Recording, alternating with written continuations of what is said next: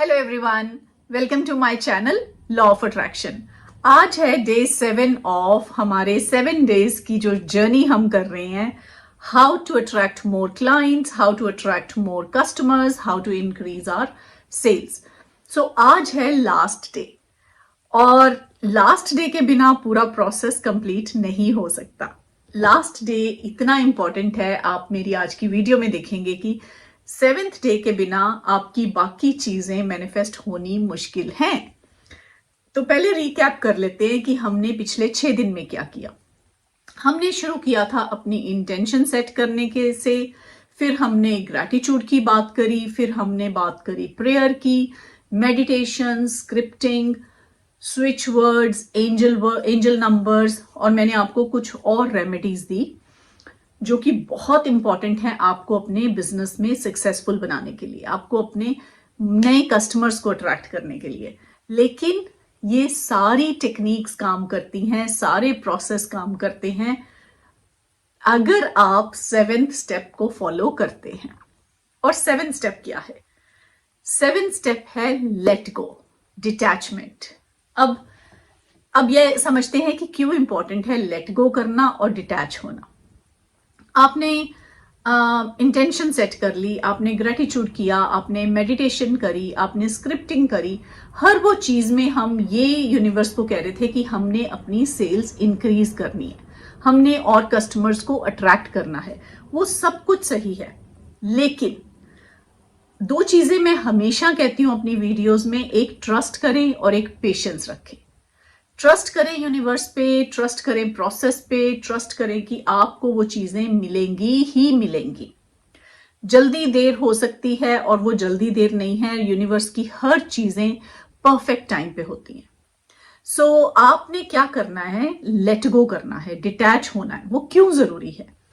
वो इसलिए जरूरी है कि जब आपने मेडिटेशन कर ली, जब आपने स्क्रिप्टिंग कर ली, जब आपने ग्रैटिट्यूड कर लिया, जब आपने स्विच वर्ड्स किए, आपने एंजल नंबर्स को यूज किया, सारी रेमेडीज करी, उसके बाद आप लेट गो करेंगे, आप डिटैच होंगे।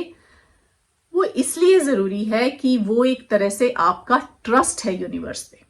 आप ट्रस्ट कर रहे हैं यूनिवर्स से कि मैं यूनिवर्स हर चीज कर रहा हूं, हर स्टेप कर रहा हूं, लेकिन मैं आप पे ट्रस्ट करता हूं कि मेरी ये चीजें मैनिफेस्ट होंगी ही होंगी, चाहे वो आज हो, चाहे 10 दिन बाद हो, चाहे 15 दिन बाद हो।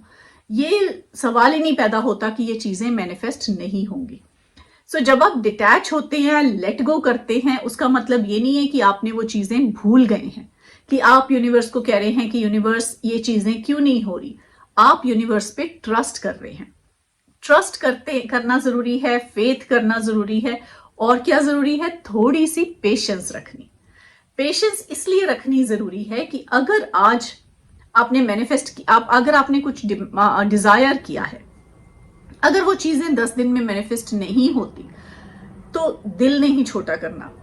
ये नहीं सोचना कि मेरी डिमांड्स पूरी नहीं हुई, मेरी डिजायर्स पूरी नहीं हुई, बाकियों की पूरी हो रही हैं, मेरी कब पूरी होंगी।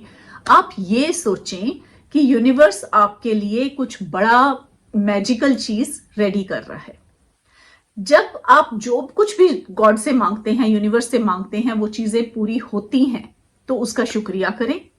जब जो चीजें पूरी नहीं होती, तब गॉड का शुक्रिया करें कि मैं गॉड वेट कर रहा हूं आपकी बड़ी मैजिकल सरप्राइज का। तब एक बड़ा मैजिकल सरप्राइज आएगा। तब आप ट्रस्ट करें प्रोसेस को कि मैं अपनी कोशिश कर रहा हूं और चीजें होंगी ही होंगी, क्योंकि चीजें आपकी मर्जी से नहीं होंगी, चीजें यूनिवर्स की मर्जी से होंगी। लेकिन आप उसको कितनी शिद्दत से करते हैं वो डिटरमिन करेगा कितनी जल्दी होगी। आप कितना ट्रस्ट करते हैं प्रोसेस को, उस मर्जी उस बात से ये डिसाइड होगा, क्योंकि हर चीज का एक ड्यूरेशन है।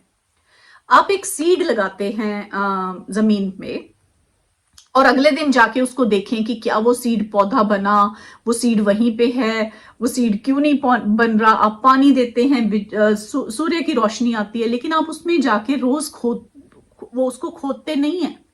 आप ये नहीं कहते कि क्यों नहीं उसमें से प्लांट आ रहा, क्योंकि आपको पता है कि प्लांट आएगा, उसमें थोड़ा समय लगेगा, आएगा।